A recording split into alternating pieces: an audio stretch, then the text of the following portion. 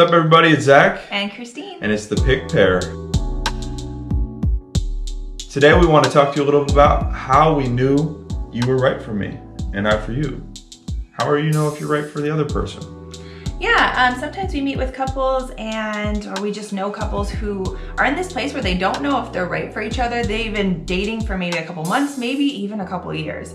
And still that question comes up for them. How do I know that this person is right for me? Do I really want to spend the rest of my life with them?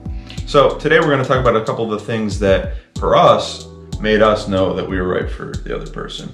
And maybe a few ideas or tips that you come across. So how did you know I was right for you? So the first time that we actually started talking, we weren't talking in person. We actually were talking by phone. And so our relationship for the first probably 4 months was by phone. So I think what was really important was that I liked him for him rather than, he was so good looking and I knew that, but it wasn't like I could bring the physical into our relationship like I could the emotional and the mental part of it. So I think for me as a woman, I thought that all the things that we related on were really important to me, that he was a Christian, because for me at the time and still to this day, that was really important to me. And not just a Christian, but he loved the Lord, that he had that passion in his heart. A lot of the things that I didn't know that were good for me at that time when I met him, obviously when I met him, I was like 18, 19 years old. And I didn't necessarily know all the things that I wanted in life or that were good for me, but something just felt right. Because when I talked to him or when I did eventually, when I was able to be around him, he always made me better. He wanted me to be a better person and he really uplifted me. So no matter what I was going through, I always felt like truly like this knight in shining armor was gonna be able to help me through any situation I was going through, small or big. And emotionally, that was really important for me, that he could always be so supportive of me. Obviously there's always the physical is important. I think in any relationship it's important that you're attracted to each other. So I'd say that is important, but it's not number one. But for me, it was also that she was willing to, she was somewhat new in her faith with the Lord, but she was very on a path where she knew what she wanted, and she knew that she wanted to pursue that relationship with the Lord and grow that. And that was for me, first and foremost, that it had to be someone that was connected to the Lord. The other thing was, she was a very nurturing person. So for me, I wanted my mom, I'm the oldest of 7, and my mom was very nurturing to all of her children, and I wanted someone that would be the same to me, and then someone that I knew would be a great mother for our family when we did decide to have kids. Which, when we first met, She didn't want kids. I didn't want kids. So, not to say that I was nurturing in the sense where I even knew I had the qualities to be a mother, or that I even wanted to be a mother anytime soon.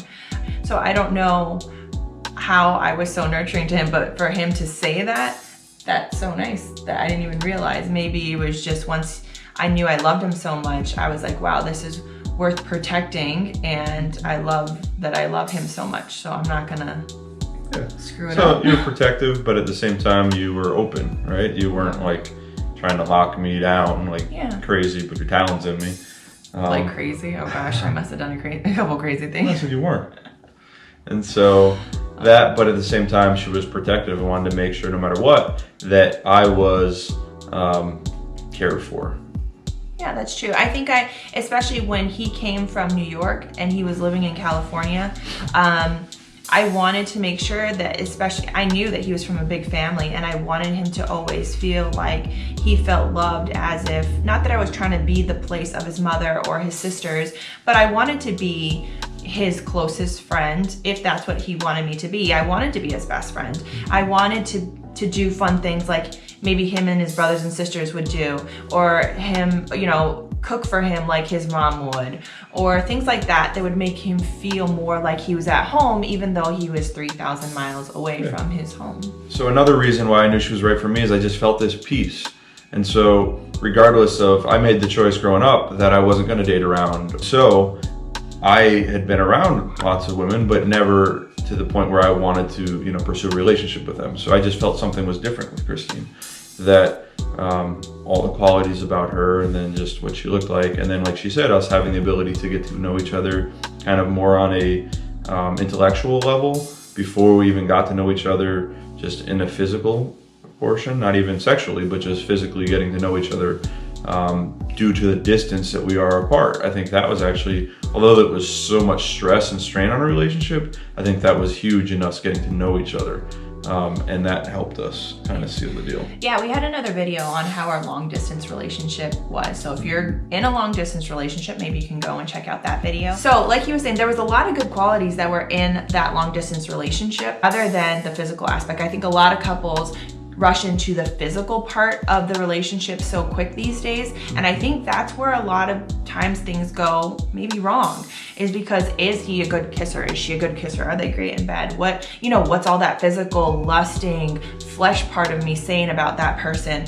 And then we forget to give all the other good qualities that person could have had about them a try. Because if physically they can't meet all of those needs, well, I don't really care mentally or emotionally that those people can fulfill my needs. The point is, get to know each other on a mental and a intellectual level before you get to dive into the physical. And so that's one way that you can really truly know, is the person right for you? Is, can I connect with them as a friend? Right. You know, because first and foremost, you want to have that friendship that you can continue to nurture. Like Christine said, we'll do a video about that a little more, but you want to nurture and build that friendship, because if you have that, then looks can change, you know, situations will change. Yes, looks will change for the good or the bad, whatever.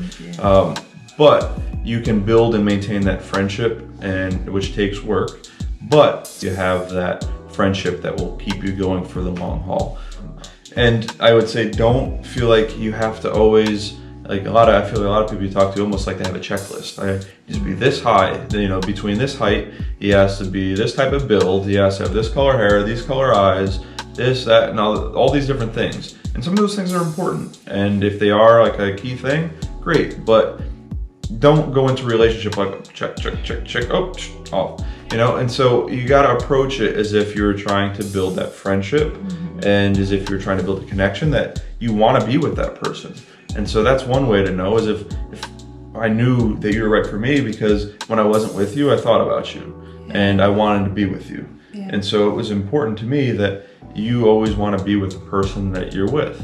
And, you know, so if you feel like you're better off apart, then maybe it's not the right relationship. Or if you can be without them for a really long time, because it feels like when you're together there's more problems that you can't overlook, then that's probably another sign that you guys probably aren't meant for each other. And there are issues, there are reasons, situations that come up where you have to be apart, whether it's the military or work or whatever it is. There are things that can cause that, which can help kind of break down that friendship or make you be more self-sufficient, in which cases you need to kind of come back together and rebuild that and rekindle that fire that you had in the past. Yeah, and it will always be worth fighting for if, when you guys are together, you love each other so much and you guys make each other better. That's so important. If your other half isn't making you want to be a better person, I always say that that can be a caution flag, because we always want to find our other part where they're more strength, where we are weak. But at the same time, we were always flexible for each other in terms of when to dial back some things and when to maybe adjust and make things greater in our life for each other. Things that we really valued or that we didn't value so much. And we were able to hear each other with open ears, knowing like, yeah, all the qualities though that are really important for my life, I find in him or I find in her, and that's why this relationship is worth it. But there are some things that people just don't want to ever adjust, and you don't want for the rest of your life to be saying, oh, I wish this person was that way or that way. You knew that when you first met them and you lived with it for a certain amount of time, but then you realize like, this is something I'm never gonna like. You don't want to go into a relationship in thinking that, oh, I'm gonna change this and that. Because there are things we should change and try to adapt to each other for our needs, but you're not in a relationship to fix that person.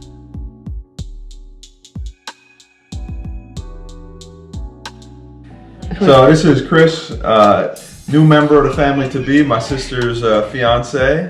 We proposed when we were in Barcelona. In Spain. Yep. So, Chris, how did you know that your fiance was the one?